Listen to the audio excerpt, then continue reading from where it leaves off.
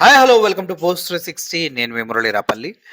ముఖ్యంగా మనం ఇప్పుడు మాట్లాడుకుంటుంది ఈ మంగ్లీ సింగర్ మంగ్లీ కేసు గురించి. ఈ కేసు ఒకరితో కాదు, చాలామంది బాధితులు ఉన్నారు. దగ్గర దగ్గర మొన్నటి వరకు 150 కోట్లు 150 కోట్లు అన్నారు. ఇప్పుడు దగ్గర దగ్గర 300 కోట్లు ఫ్రాడ్ చేశారు వీళ్ళంతా అనేది అర్థమవుతూ ఉంది. అసలు ఏంటి అంటే మైక్రో ఫైనాన్స్, మీరు చిన్న చిన్నగా ఇన్వెస్ట్ చేయండి, మీకు నెల నెల ఇంత డబ్బులు ఇస్తామంటూ ఆశ చూపించి దీన్ని మంగిలి మేమంతా కలిసి పబ్బులు, హాస్పిటళ్ళు, స్కూల్స్ అన్నీ కడుతున్నాం, అందుట్లో మీరు భాగస్వాములుగా ఉండొచ్చు, నెల నెల మీరు సంపాదించే దానికన్నా చాలా ఎక్కువ సంపాదిస్తారు, కాబట్టి ఈ బిజినెస్లో ఇన్వెస్ట్ చేయండి, దీని వెనక రాజకీయ నాయకులు మంగిలి మేమంతా ఉన్నామంటూ చాలామంది కలిసి ఈ స్కామ్కు తెరలేపినట్టు అర్థమవుతుంది. అయితే మంగిలి, ఈవిడ పేరు సత్యవతి అంటారు, మంగిలివి అని పేరు పెట్టుకుంది.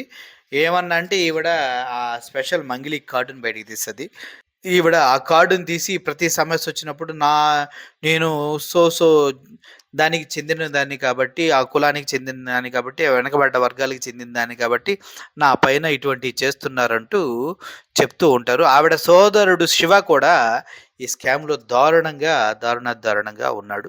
అయితే ఇందుట్లో చాలామంది హ్యాండ్స్ ఉన్నాయని మాత్రం తెలుస్తుంది. ముఖ్యంగా దర్శకుడు వేణు ఉడుగుల అనే వ్యక్తి కూడా ఈ కేసులో ఉన్నాడు. రీసెంట్గానే ఆయన ఒక సినిమా కూడా చేశారు, అది బాగా ఆడింది.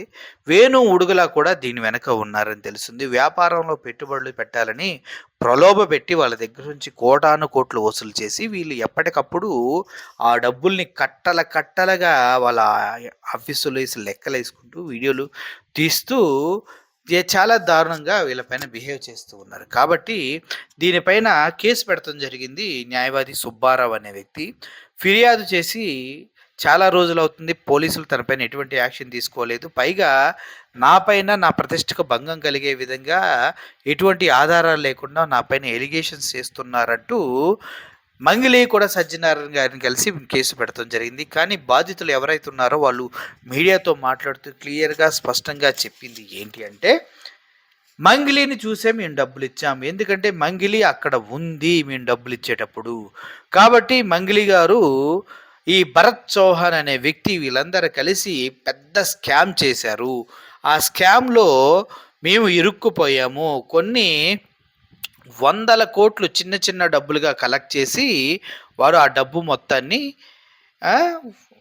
చాలా బిజినెస్లో ఇన్వెస్ట్ చేశారు. చివరికి మాకు మొండి చేయి చూపిస్తూ ఉన్నారు, మాకు ఏమీ లేదు, మోసం చేశారు అంటూ వీళ్ళు చెప్పడం జరిగింది. అయితే ఈ ఒక విషయాన్ని మనం క్లియర్గా గమనించినట్లయితే, మనం ఎన్ని కోట్ల డబ్బులు కొట్టేశారన్నది మీ ఊహ కూడా అందదు. చివరికి సినిమాల్లో కూడా పిచ్చి పిచ్చి పాటలు పాడుకొని డబ్బులు సంపాదించే స్థాయికి మంగ్లీ దిగజారిందా అని చాలామంది వాపోతున్నారు. ఎందుకంటే ఈ మంగ్లీ దిగజారుడు మామూలుగా లేదు. ఎంతగా అంటే కోటాను కోట్ల రూపాయలు ప్రజల దగ్గర నుంచి దోచుకుంటున్నా, ఆవిడ పేరు చెప్పి ఎంత జరుగుతున్నా డైమండ్ రింగులు అన్నీ గిఫ్ట్గా పొందుతూ వాళ్ళకి సహకరిస్తూ నేను ఫేమ్లోకి రాకుండా చూసుకోండి అని వాళ్ళకి చెబుతూ ఈ మొత్తం గ్యాంబ్లింగ్ వెనక ఈవిడే ఉండి నడిపిస్తుందని క్లియర్గా చెప్తున్నారు అక్కడ వాళ్ళు. ఎందుకంటే ఇది చాలా తెలివిగా ఆడుతున్న ఆట అనమాట. మంగ్లీ గారు అండ్ వాళ్ళ తమ్ముడు అని వాళ్ళు చెప్తూ ఉన్నారు. మంగ్లీ వాళ్ళ తమ్ముడు శివ వెళ్ళి, అదేవిధంగా ఈ భరత్ చౌహాను, అదేవిధంగా ఓదెల దర్శకుడు వేణు ఉడుగుల, వీళ్ళంతా చేస్తున్న దారుణాలని ప్రశ్నిస్తే ఆవిడకున్నటువంటి పలుకుబడి పరపతి ఉపయోగించి వాళ్ళందరిపైన రివర్స్లో కేసులు పెడుతూ ఉంది మేడం. ఇది ఎంతవరకు న్యాయమని అడుగుతూ ఉన్నారు. ముఖ్యంగా ప్రతి ఒక్కరూ ఈరోజు సింగర్ మంగ్లీ అనే సత్యవతి అనే అమ్మాయిని చూసి మొహం మీద ఉమ్ముతున్నారంటే కారణం ఏంటంటే, అక్కడున్న బాధితులు చాలా స్ట్రాంగ్గా ఆధారాలు చూపించి బ్యాంక్ ట్రాన్స్ఫర్లు చూపించి మాట్లాడుతూ ఉన్నారు కాబట్టి. కాకపోతే వీళ్ళు ఇవన్నిటికీ ఫిక్స్ అయ్యే వాళ్ళు ఈ రంగంలోకి దిగారు. ఇప్పుడు కూడా అర్థమవుతుంది ఏంటంటే, తనకున్నటువంటి పలుకుబడి, తనకున్నటువంటి కనెక్షన్స్ను వాడుకొని కేసును తప్పుదారి పట్టించి సుబ్బారావు అనే లాయర్ని ఒక పిచ్చోళ్ళ చూయించి కేసును మోయించి ముందుకెళ్లాలని చూస్తున్నారు. దీనికి సజ్జనార్ గారు ఎందుకు సహకరిస్తున్నారు, ఆ ఫోటోలు ఎందుకు బయటకు వస్తున్నాయో నాకైతే ఏం అర్థం కావట్లేదు. సజ్జనార్ గారు ఇది కరెక్ట్ కాదు. మైక్రో ఫైనాన్స్లో ఎంతోమంది బాధపడుతూ ఉన్నారు. అటువంటి వ్యక్తుల్ని మీరు పక్కన వేసుకోవటం మంచిది కాదు. అయితే కే మంగళిక పీచే కేటీఆర్ హై అంటూ కొన్ని వార్తలు కూడా ఈ మధ్య బయటకు రావడం జరిగింది. ఇది ఏదో దినపత్రిక. దీంట్లో తెలంగాణ స్ట్రైట్ డిజిటల్ అంట. సింగర్ జీవితాన్ని ప్రారంభించిన తరుణంలో నాటి నుంచి ఐటీ మరియు మున్సిపల్ మంత్రిగా కేటీఆర్ మంగిలికి పరిచయం చేసిన కొసనం దామోదర్ కేటీఆర్తో పరిచయం తర్వాత సినిమాల్లో పాటలు పాడే అవకాశాలు వరుసగా రావడంతో ఒక్కసారిగా సెలబ్రిటీగా మారిపోయిన మంగ్లీ అలియాజ్ సత్యవతి బహిరంగ సభలతో పాటు ఎన్నికల ప్రచార సభల్లో పార్టీకి అనుకూలంగా పాటలు పాడుతూ మంగ్లీ బీఆర్ఎస్ పార్టీకి ప్రచారకర్తగా తన సేవలను అందించారు. తప్పే ఉంది. తన పాటలు బాగుంటే ప్రజలు ఆదరిస్తే ప్రచారకర్తగా వ్యవహరించవచ్చు. అయితే ఇక్కడ నాకు కూడా అబ్జెక్షనబుల్గా ఉంది ఈ ఆర్టికల్. కేసీఆర్ హరీష్ రావు ఫామ్ హౌస్లో జరిగే వ్యక్తిగత పార్టీల్లో పాల్గొంటూ ఉండటంతో మంగిలికి బీఆర్ఎస్ పెద్దలతో సత్సంబంధాలు బలపడ్డాయంట. అంటే పర్సనల్ పార్టీలు, వ్యక్తిగత పార్టీలు అంటే చాలా డీప్గా మాట్లాడుకోవాల్సి వస్తుంది. మంగ్లీ సేవలు గుర్తించి తన ఫామ్ హౌస్ సమీపంలో 8 కోట్ల విలువ చేసే ఎకరం భూమిని సత్యవతి రాథోడ్ మంగ్లీ పేరున రిజిస్టర్ చేయించిన కేటీఆర్ అంటూ దీంట్లో రాయటం జరిగింది. నిజంగానే ఈయన రాసించారా లేదా అనేది తెలియదు. దానికి సంబంధించి ఇన్వెస్టిగేషన్ చేయాల్సి ఉంది. కానీ వీళ్ళు ఇలా రాశారు.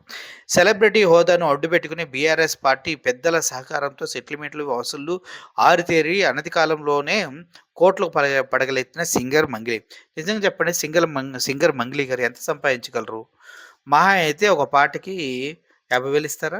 పోనీ 1,00,000 ఇస్తారనుకుందాం. ఎన్ని పాటలు పాడారు? చాలా తక్కువ. ఆ ఫేమ్‌తో ఏవో ఈవెంట్‌కెళ్ళిందనుకోండి. ఈవెంట్స్‌కి ఎంత ఇస్తారు? ఒక 2-4 లక్షలు ఇస్తారా? ఇస్తారు. ఎన్ని ఈవెంట్లు చేశారు? ఆలోచించండి. ఎన్ని పాటలు పాడారు? ఆలోచించండి. ఎంత చేసినా 2, 3 కోట్ల కన్నా ఎక్కువ ఎవడైనా సంపాదించగలరా? సంపాదించలేరు. కానీ మంగ్లీ ఆస్తి ఎంతుంది? దగ్గర 200 కోట్లు వసూలు చేస్తున్నారు. 200 కోట్ల పైనే ఆస్తులంటూ వార్తలు వస్తున్నాయి. మరి ఇవన్నీ ఎలా వచ్చాయి అనేది కూడా ఆలోచించాల్సిన అవసరం ఎంతో ఉంది. అధిక లాభాల పేరుతో సుమారు 200 కోట్ల వరకు వసూళ్లకు పాల్పడిన మోసం చేసి మంగిలి బీఆర్ఎస్ సోషల్ మీడియా మద్దతుగా ప్రచారం. ఓకే, బీఆర్ఎస్ అధికారంలోకి వచ్చాక నీ ఎంతో చూస్తామని మంగిలిపై కేసు పెట్టిన అడ్వకేట్ సుబ్బారావు కేటీఆర్ అనుచరులు బెదిరింపంట. కేటీఆర్ గారు అనుచరులు బెదిరిస్తున్నారో లేదైతే నాకు తెలియదు, కానీ మంగ్లీ గారు మాత్రం ఈ కేసు చాలా గట్టిగా ఇరుక్కుపోయారని మాత్రం వాస్తవం. దానికి కొంతమంది నాయకులు వెనకుండి సపోర్ట్ చేస్తున్నారు. అందుట్లో కేటీఆర్ గారు ఉన్నారా లేదా అనేది కూడా ఆలోచించవలసిన విషయం. ఈ అవాస్తవాల్ని మనం క్లియర్గా చెప్పలేం, కానీ జరుగుతుంది మాత్రం మొత్తం తప్పే. చాలా 100 కోట్లు స్కామ్ అయితే మైక్రో ఫైనాన్స్ మీకు హెల్ప్ ఉంటామని చెప్పి చేయటం జరుగుతుంది. దీన్ని కూడా అర్థం చేసుకొని ప్రజలు ఎవరిని నమ్మి డబ్బులు పెట్టాలో ఒకసారి ఆలోచించుకొని మీ డబ్బులకి సెక్యూరిటీ ఉండడం కోసం కనీసం అగ్రిమెంట్లు రాయించుకొని ముందుకు వెళ్ళాలని, వాళ్ళ ఎవరైతే నమ్మైతే మీరు వెళ్తున్నారో వాళ్ళతోనే సంతకం పెట్టించుకోవాలని మనసారా కోరుకుంటూ సెలవు తీసుకుంటున్నాను. ఇటువంటి దగులుబాచి ఎదవల గురించి దూరంగా ఉండాలని మనసారా కోరుకుంటూ సెలవు తీసుకుంటాను. Thank you for watching this video. Murali signing off. Thank you so much.